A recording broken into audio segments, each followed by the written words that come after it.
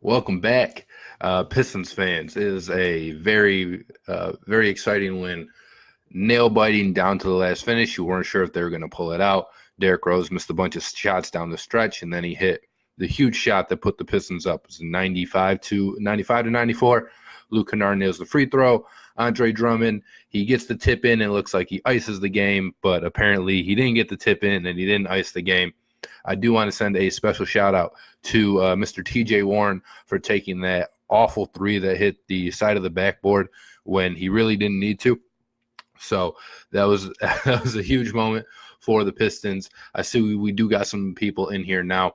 So if you guys aren't familiar, we're doing Pistons Live reactions. We're going to try and get them after, every 82 games of the season. And right now we're 4 for 4 so far. But I'm Ryan. I'm from the Sports Carnage podcast that airs every single Thursday. We record it on Tuesday, so we're laying it down tomorrow after our producer and co-host, Matthew Basson, gets done editing it and putting up his shine on it. That'll be out Thursday for you guys. So check it out. We have the link right there in the in kind of just the description for it. But I'd like to know, what you guys thought if you ended up watching the game, how you thought the game played out, because it was kind of a roller coaster of emotions. The Pistons started out super hot.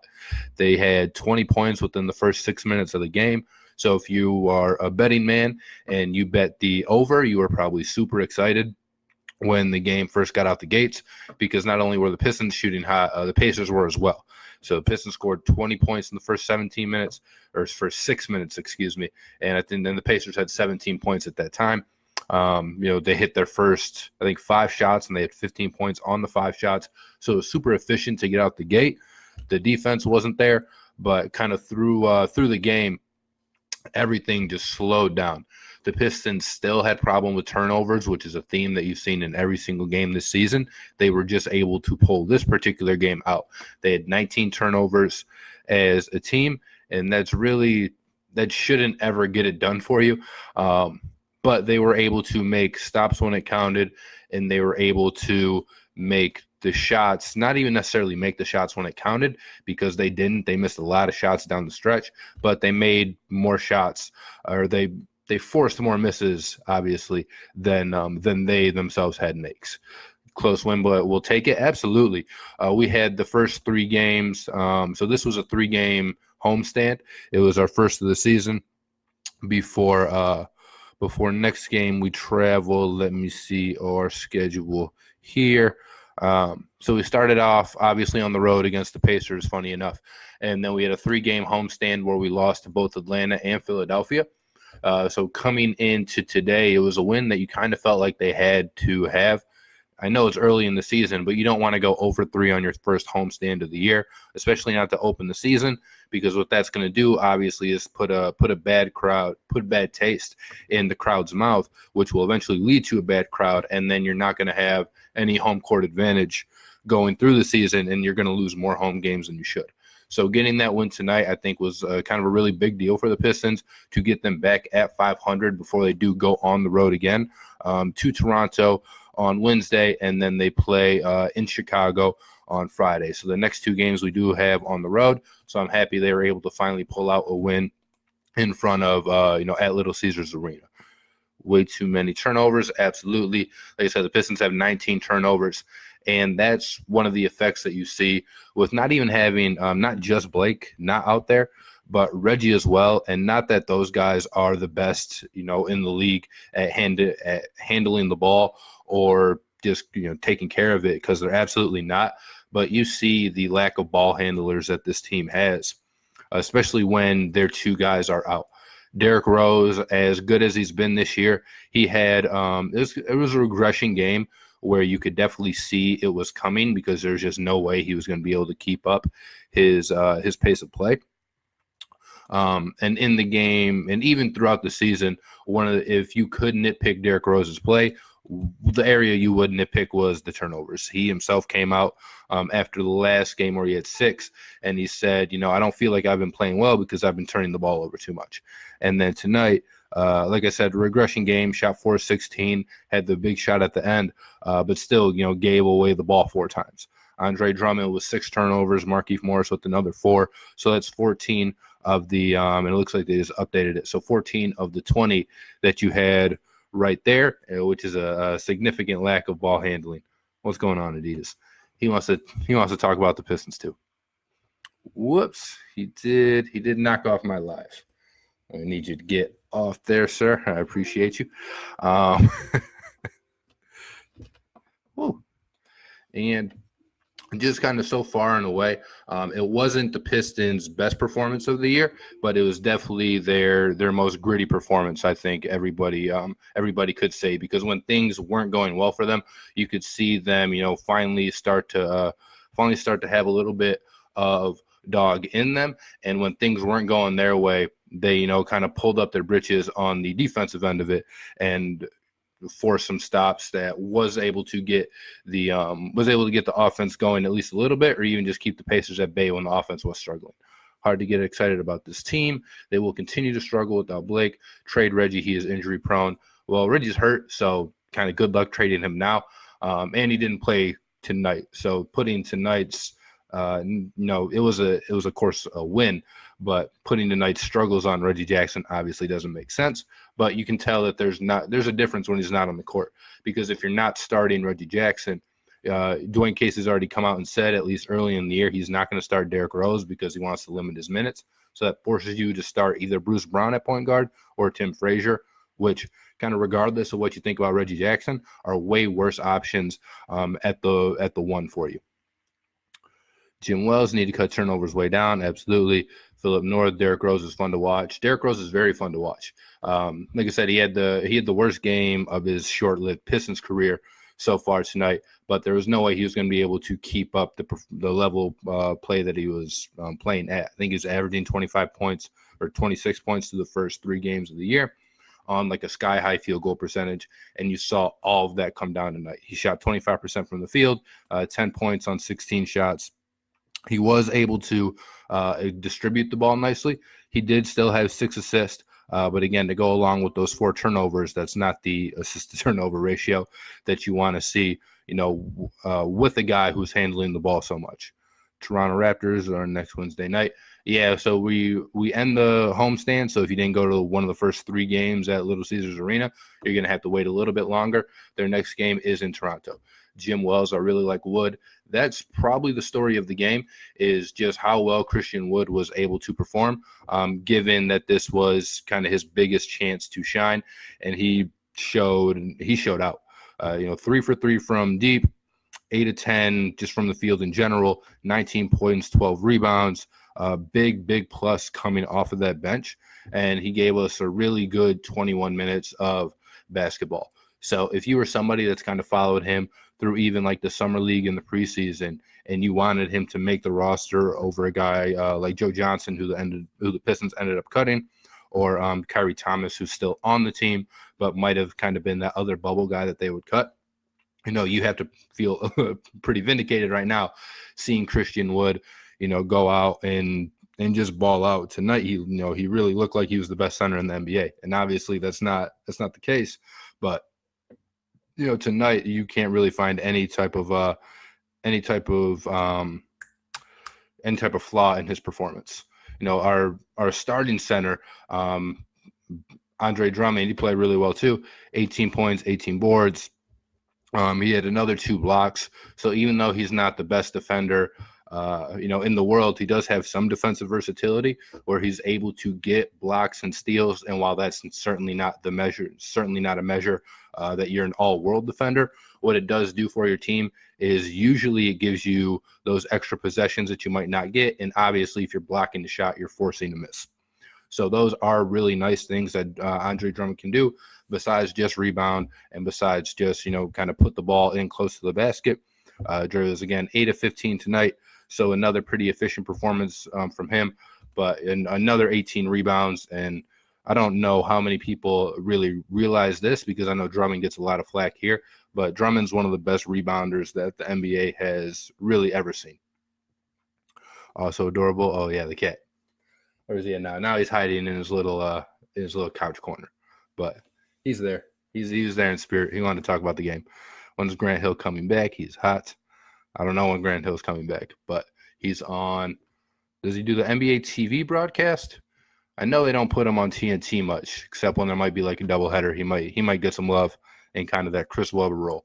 But I think Grant Hill does a lot of stuff on NBA TV, which usually you have to go above kind of a cable package for. D Rose points, sir. Yeah, so you're asking me how many points Derrick Rose had? He had 10. He had 10 points off the bench, 16 or 16, 6 assists, excuse me. But 10 points and 6 assists on 4-16 shooting. So not the most efficient performance, but he did hit, the most important basket of the game for the Pistons. How long will this keep up with Andre? I'm assuming that you're meaning the level of play that Andre's playing right now, where he's getting, close to at least 15 to 15 every night. He had the 30-20 game at the beginning of the year, 18 and 18 tonight. I think you're going to see Andre continue to put up these type of numbers at least until Blake comes back, because that's something that we even saw last year, and Blake didn't miss a lot of time last year. But when Blake's not in the game, the offense is kind of forced to run through Andre Drummond, which isn't an ideal scenario. I mean, you saw not scoring 100 points in today's NBA, which the Pistons didn't do. They were able to get the win, of course, but not scoring 100 points usually means that your offense played pretty bad, either from an efficiency shooting standpoint or just from a turnover standpoint. And tonight it was more so the turnovers.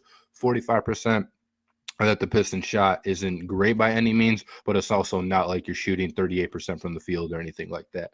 But I think you'll see Andre Drummond continue to put up these numbers for the foreseeable future until Blake comes back, and then he'll have some nights like this, but he won't be kind of as ball dominant as he's needed to be.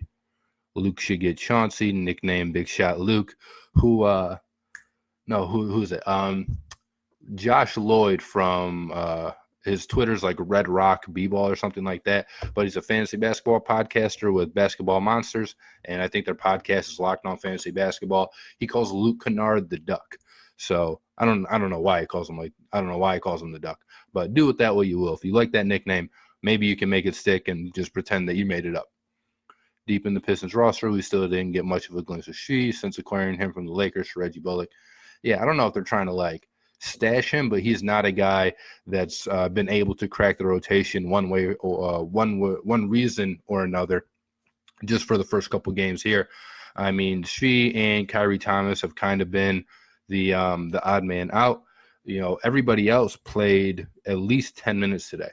Thon Maker had 10, Langston Galloway had 16, and then everybody else was above 20. So Shea and Kyrie were the only two guys really not getting any burn, and I don't know why that is. If you looked at some of the preseason numbers that Shea was putting up, obviously it's against worse competition, but the summer league and the preseason that Shea had, he performed pretty well. I think it's just tough for him to crack that Pistons guard rotation when you still do have a guy like Tim Frazier who's more established in the NBA than Shea is. Same with a guy like Langston. Bruce Brown, who the Pistons seem to really like within that organization, and they kind of want to give him every opportunity to shine. And even he had another good game tonight. 4 or 5 shooting, 11 points, 7 rebounds, 3 for 3 from beyond the arc. And then obviously you have Derrick Rose, Luke Kennard as well, and Tony Snell, who can play some guard. So I think it's just tough for Shea to kind of crack the rotation of all of those guys, him and Kyrie, because obviously they're both guards. But they're just, I think you could safely say they're the 2 worst guards on the team. So that doesn't really help you at all.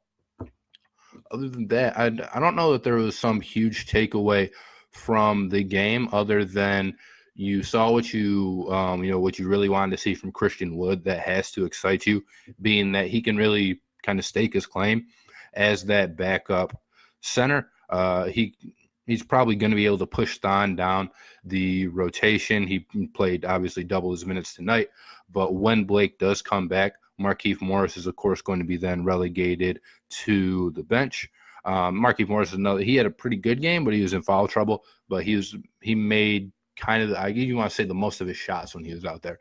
He shot pretty well, but he had 5 fouls, and he played with 5 fouls for a lot of the fourth quarter and didn't end up fouling out, and gave the Pistons just kind of some defensive presence when they needed it.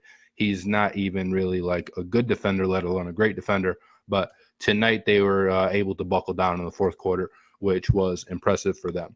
But when Blake comes back, I would expect to see less of Thon Maker and more Christian Wood and Markieff Morris as kind of the backups to the front court, which is what I think a lot of fans do want to see, even though I personally dislike Thon Maker. But that's from the YouTube clip or the YouTube video that he had when he was in like 7th grade, and he was, still this size, banging on everyone and shooting from 35 feet from the basket, it looked like.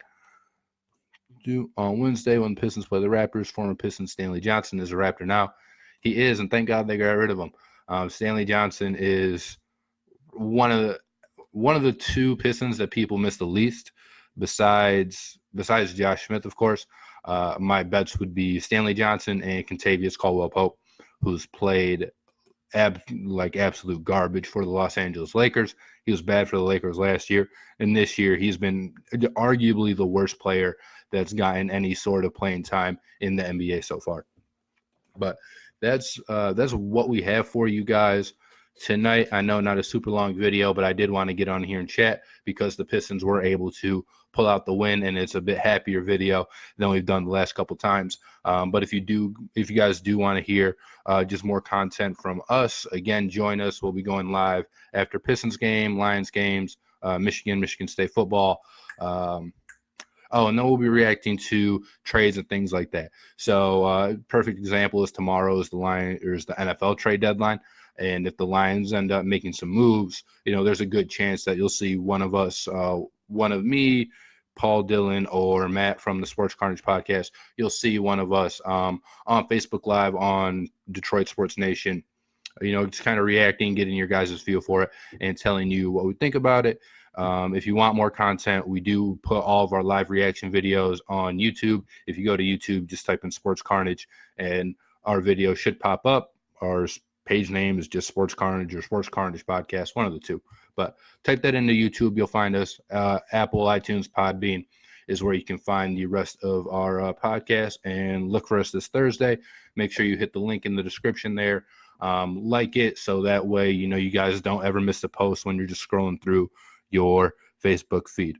Are we covering the trade deadline tomorrow? If the Lions end up making a move, I'll hop on for the trade deadline. If they don't make a move, I'll have to kind of think if it makes sense to do it or not, and I'll probably just play that by ear. But certainly if they end up doing really anything at the trade deadline, then we should be on here, just talking with you guys. But shout out to you, Jim, because I see you on all of these. So I appreciate you, Jimmy Wells, with the Purdue logo. Not a huge Purdue fan, but I do like Rondale Moore, and so does Dylan. So if you guys, again, want to hear some Rondale Moore love, you can listen to our college football preview that we did on Sports Carnage podcast, and you'll hear Dylan talk about how he should be a Heisman contender.